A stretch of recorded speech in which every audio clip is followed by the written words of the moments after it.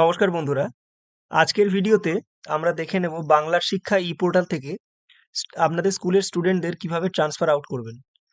তো আপনারা ভালোভাবেই জানেন যে প্রত্যেকটি স্কুলের লাস্ট যে ক্লাস রয়েছে, অর্থাৎ প্রাইমারি স্কুলের ক্ষেত্রে 4 বা 5 এবং যদি কোনো হায়ার সেকেন্ডারি স্কুল হয় সেক্ষেত্রে উচ্চ মাধ্যমিক যারা পাস আউট হয় তারাই লাস্ট স্টুডেন্ট হিসেবে থাকে। তো সেক্ষেত্রে কিন্তু প্রমোশন দেওয়ার সাথে সাথেই এই যে টিসি গুলো অটোমেটিক জেনারেট হয়ে যায়। কিন্তু যদি আপনাকে অন্য কোনো ক্লাসের অন্য কোনো স্টুডেন্টকে ট্রান্সফার আউট করতে হয়, তার যে প্রসেসটা আজকে আমি ভিডিওতে দেখাবো। তো দেখুন, এখানে একটা আমার পোর্টালটা লগইন রয়েছে। আপনারা কিভাবে লগইন করেন আগের ভিডিওতে পেয়ে যাবেন, বা আমার উপরে দেওয়া আই বাটনেও কিভাবে বাংলা শিক্ষা পোর্টালে লগইন করতে হয় তার যে প্রসিডিওরটা সেটা থাকবে। তো এখানে আমি ড্যাশবোর্ডে চলে এসেছি, আমার যে স্কুল পোর্টাল রয়েছে তার ড্যাশবোর্ডে চলে এসেছি।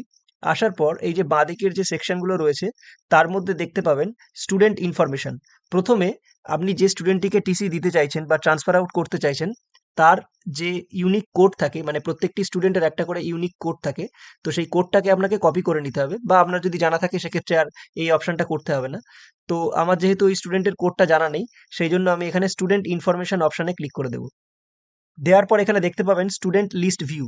স্টুডেন্ট লিস্ট ভিউতে ক্লিক করলে পেজটি একটু রিলোড নেওয়ার পর এখানে দেখাবে এডুকেশনাল ইয়ার, যেটাকে এবছরের জন্য 2024-25।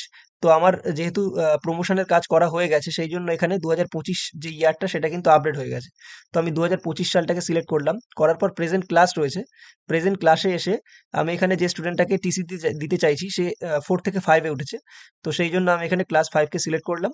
করার পর এখানে প্রেজেন্ট যে সেকশনগুলো রয়েছে সেগুলো শো হবে। আমার স্কুলের ক্ষেত্রে এটা এ সেকশনই রয়েছে।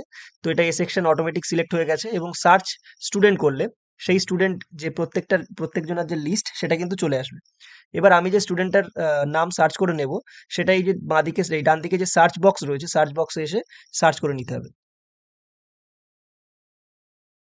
তো বন্ধুরা, আমি যে স্টুডেন্টটিকে টিসি দিতে চাইছি তার যে ডিটেলস এটা এখানে চলে এসছে। আপনি ডিটেলসটা একবার চেক করে নেবেন। নেয়ার পর দেখবেন একদম বাঁদিকে এখানে স্টুডেন্ট কোড রয়েছে। এই কোডটিকে আপনাকে কপি করে নিতে হবে। তো আমি এটাকে কপি করে নিলাম কন্ট্রোল সি মেরে। তারপর এখানে দেখুন একটা অপশন রয়েছে বাঁদিকেই, স্টুডেন্ট প্রমোশন অ্যান্ড ট্রান্সফার। এই সেকশনে ক্লিক করার পর এখানে আরো একটি অপশন পাবেন, স্টুডেন্টস ট্রান্সফার আউট। এই অপশনটিতে আমাদেরকে ক্লিক করে নিতে হবে। স্টুডেন্ট ট্রান্সফার আউট অপশনে ক্লিক করলে এরকম একটি ড্যাশবোর্ড চলে আসবে। তো এখানে দেখুন স্টুডেন্ট কোড এবং নিচে যতগুলো স্টুডেন্টকে ট্রান্সফার আউট করা হয়েছে তাদের একটি লিস্ট চলে আসবে। তো এখানে স্টুডেন্ট কোডের জায়গায় যে কোডটি আমি কপি করেছিলাম সেটাকে কন্ট্রোল ভি করে পেস্ট করে দিলাম। বা আপনারা ম্যানুয়ালি যদি পেস্ট করতে চান তাহলে এই বক্সে এসে রাইট ক্লিক করেও পেস্ট করতে পারেন। করার পর এখানে দেখুন সার্চ, ডান দিকে রয়েছে সার্চ স্টুডেন্ট। এই অপশনটিতে যদি ক্লিক করে দেন, এখানে এই স্টুডেন্টের ডিটেলস এবং তাকে ট্রান্সফার আউট করার কারণ, এই দুটো জিনিস চাইবে। এখানে দেখতেই পাচ্ছেন এই স্টুডেন্টের নাম দেখাচ্ছে, কন্ট্যাক্ট ইনফরমেশন, তার ডেট অফ বার্থ, বাবার নাম এবং মায়ের নাম, সে প্রেজেন্ট কোন ক্লাসে আছে সেটাও দেখাচ্ছে, প্রেজেন্ট সেকশনও দেখাচ্ছে, আর একাডেমিক ইয়ার এখানে শো হচ্ছে। তো এবার দেখুন নিচে একটা অপশন রয়েছে সিলেক্ট ট্রান্সফার ডিটেলস, আর একটা leave of date of leave.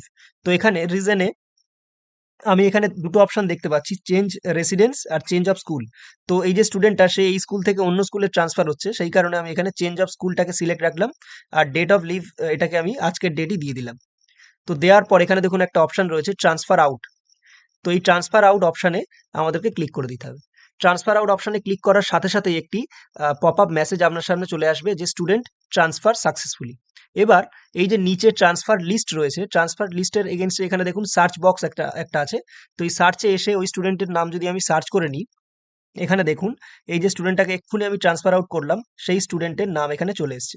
তো এর পাশেই একদম ডান দিকে ট্রান্সফার সার্টিফিকেটে এখানে যদি ডাউনলোড অপশনে আপনারা ক্লিক করেন, এই যে স্টুডেন্টের যে ট্রান্সফার সার্টিফিকেট সেটা কিন্তু জেনারেট হয়ে এই সামনে চলে আসবে।